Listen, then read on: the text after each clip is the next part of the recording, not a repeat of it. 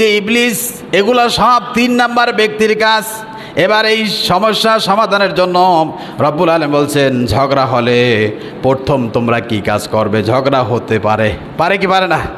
কি বলেন, ঝগড়া হতে পারে না? আপনাদের আমাদের হয় কি হয় না? ঝগড়া হলে প্রথম কি করবেন? প্রথম কাজটা কি সেটা শিখাচ্ছেন কে? একটু জোরে বলেন। আল্লাহ শিখেছে। প্রথম ঝগড়া হলেই আপনারা মারামারি, কাটাকাটি, হানাহানি, তালাক ইত্যাদি কোপাকুপি এরকম করা যাবে না। সেটা কি করবেন? কোরআনুল কারীমের 4 নম্বর সূরা আন-নিসার 128 নম্বর আয়াতে কারিমে আল্লাহ রাব্বুল আলামিন বলছেন, স্বামী স্ত্রীর দ্বন্দ্ব কম বেশি আছে না নাই?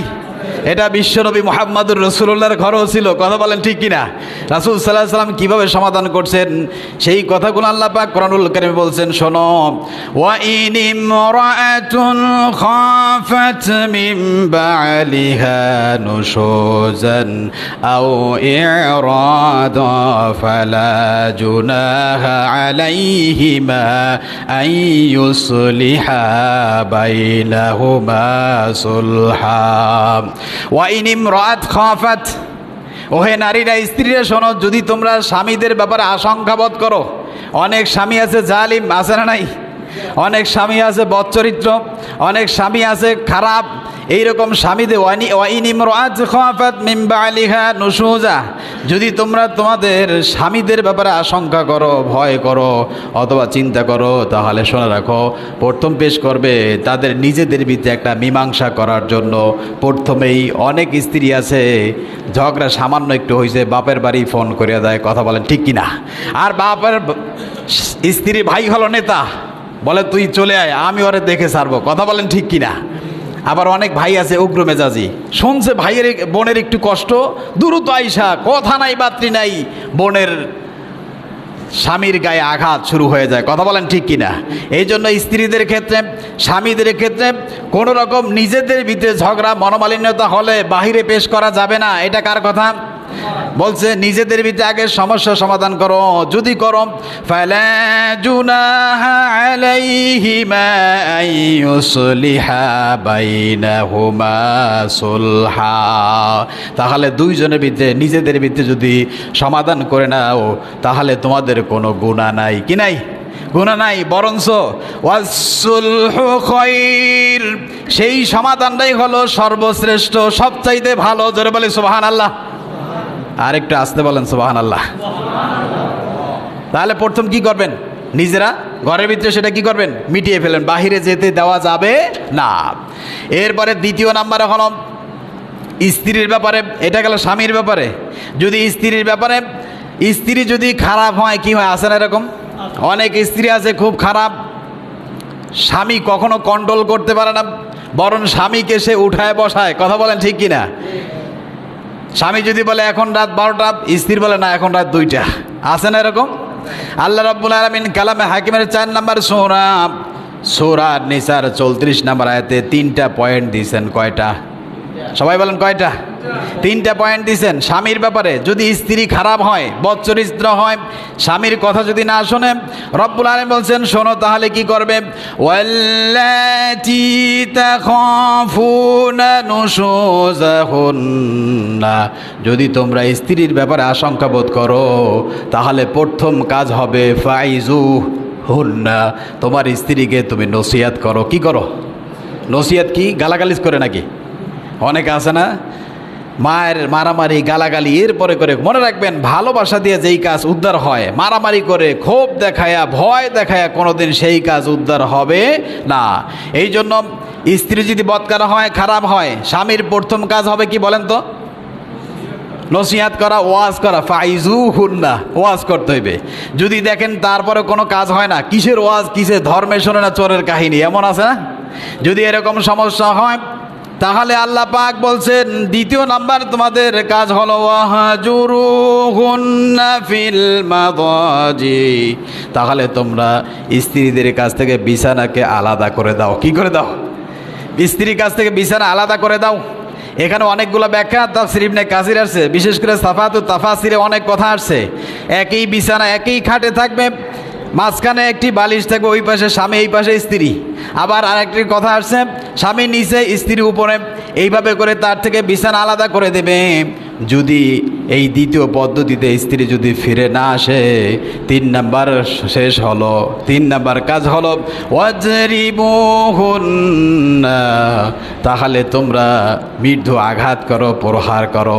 এমন মারামারি নয় যাতে হসপিটাল যেতে হয়, এমন মারামারি না যেন ক্ষত সৃষ্টি হয়। জোরে বলি নাউজুবিল্লাহ। স্ত্রীর গায়ে কখনো বিশ্বনবী হাত কি বলেন দিয়েছেন? মারামারি করছেন? সবচেয়ে জঘন্য নিকৃষ্ট কাজ হলো স্ত্রীকে মারা। জোরে বলে নাউজুবিল্লাহ। কারণ এই পদ্ধতিগুলো যদি অবলম্বন করেন, তাহলে সেই স্ত্রীর ভিতরে যাররা পরিমাণ যদি মানুষত্ববোধ থাকে, মনুষ্য যদি থাকে, তাহলে সে কখনো উল্টাপাল্টা করতে পারে না, এমনিতেই ফিরে আসবে। জোরে বলে সুবহানাল্লাহ। কেন ফিরে আসবে? কারণ আল্লাহ পাক পুরুষ এবং নারীর ভিতরে এমন আকর্ষণ দিয়েছে, অমিন আয়াতিহি আন খালাক লাকুম আজওয়াজান লিতাসকুনু ইলাইহা, যে আল্লাহ সুবহানাহু ওয়া তাআলা একজন আরেকজনের প্রতি আকর্ষণ সৃষ্টি করেছেন। জোরে বলে সুবহানাল্লাহ। আমার বন্ধুগণ, এরপরে এই 3 অপশনের পরে যদি ফিরে আসে, কি আসে বলেন তো? যদি ফিরে আসে, আল্লাহ পাক বলেন ফাইন আতা'নাকুম ফালা তাবগু আলাইহিন্না সাবিলা। ওহে মুমিন, ওহে স্বামী, যদি তোমার স্ত্রী ফিরে আসে, ভালো হয়ে যায়, তাহলে তার ক্ষেত্রে ভিন্ন কোনো মত আর চিন্তা করিও না। কি করিও না? অন্য কোনো পথ চিন্তা করিও না। স্ত্রী যদি ফিরে আসে, তওবা করে ভালো হয়ে যায়, তাহলে খবরদার তাকে ছেড়ে দেওয়া, তাকে ভয় দেখানো, তাকে জুলুম করা, তার প্রতি নির্যাতন করা, এটা কখনোই করা যাবে না। আল্লাহ পাক বলছেন ইন্নাল্লাহা কানা আলিয়ান কাবীরা, নিশ্চয় আল্লাহ তাআলা হলেন মহান এবং সুবস্ত, সবচেয়ে বড়। জোরে বলে সুবহানাল্লাহ। আমার বন্ধুগণ, এরপরও অনেকে আছে না, কি বলেন, কিসের ওয়াজ নসিহত, কোনোটাই কিছুতে ফিরে না। 3 নাম্বার হলো যদি ফিরে না আসে, তাহলে এবার স্ত্রীর পক্ষ থেকে একজন, স্বামীর পক্ষ থেকে কয়জন? কথা না বলে বুঝি কি? উভয় পক্ষ থেকে একজন, কিন্তু 10 জন নয়। কারণ 10 জন হইলে সেখানে একজন শয়তান থাকবে ধোকা দিয়ে, না হবে না, মানবে না, এরকম না। অর্থাৎ আল্লাহ সুবহানাহু ওয়া তাআলা বলছেন ভালো থেকে স্বামীর পক্ষ থেকে কয়জন? না 10 জন। স্ত্রীর পক্ষ থেকে কয়জন? একজন। এই যে অপশনগুলো বলার পরে যদি ফিরে না আসে, একান্ত লাস্ট ফিনিশিং, একেবারে এটাকে সামাজিক সালিসি বলেন। উভয় পক্ষ থেকে একজন, 10 জন নয়, 5 জন নয়, 6 জন নয়, কেউ নয়, মাত্র একজন বসে সেটা সমস্যার সমাধান করে দেবে। জোরে বলি সুবহানাল্লাহ। আমার বন্ধুগণ, কালামে হাকিম 4 নম্বর সূরা আন-নিসার 35 নম্বর আয়াতে কারিমা আল্লাহ পাক বলছেন ওয়া ইন খিফতুম শিকাকা বাইনিহিমা ফাবআথু হাকামান মিন আহলিহি ওয়া হাকামান মিন আহলিহা ইউরিদা ইসলাহান ইউওয়াফিকাল্লাহু বাইনাহুমা ইন্নাল্লাহা কানা আলিমান খবীরা। আল্লাহ পাক বলেন এই যে অপশনগুলো বলার পরও যদি কোনো স্ত্রী ফিরে না আসে, ভালো না হয়, তাহলে যদি আশঙ্কা বোধ করো উভয়ের পক্ষ থেকে, স্ত্রীর পক্ষ থেকে একজন, ফাবাতু হাকামাম মিন আহলিহি, স্ত্রীর পক্ষ থেকে একজন, ও হাকামাম মিন আহলিহা, এবং স্বামীর পক্ষ থেকে একজন, 2 জন এসে ইউরিদা ইসলাহাব, উভয়ের ভিতরে সমস্যা সমাধান করে দেবে। জোরে বলে সুবহানাল্লাহ। ইউওয়াফিকাল্লাহু বাইনাহুমা, আল্লাহ রাব্বুল আলামিন এটার ভিতরে তৌফিক দান করবেন। জোরে বলে সুবহানাল্লাহ। যদি আল্লাহ তৌফিক দেন, রব্বুল আলামিন বলছেন ইন্নাল্লাহা কানা আলিমান খবীরা, নিশ্চয় আল্লাহ তাআলা সব কিছু জানেন। জোরে বলে সুবহানাল্লাহ। সব কিছু জানেন কে? আল্লাহ। আমার বন্ধুগণ, যদি এরপরে সমস্যার সমাধান হয়ে যায়, কি যায়, উভয় পক্ষ থেকে সালিশি হওয়ার পরে সব কিছু ক্লিয়ার হয়ে গেল, এখন খবরদার স্বামী, তুমি কিন্তু আর কোনো সময় খোঁটা দিতে পারবে না, তাকে আঘাত করতে পারবে না, পিছনে এই চরিত্র বলে এ গালি দিতে পারবে না। আল্লাহ পাক বলছেন সরাসরি তাকে মাফ করে দাও। জোরে বলে সুবহানাল্লাহ।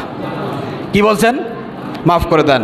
আমার বন্ধুগণ, কোরআনুল কারীমের 64 নম্বর সূরা তাগাবুন এর 14 নম্বর আয়াতে কারিমে আল্লাহ পাক বলছেন ওয়া ইন তাআফু ওয়া তাসফাহু ওয়া তাগফিরু ফাইন্নাল্লাহা কানা গফুরার রহিমা।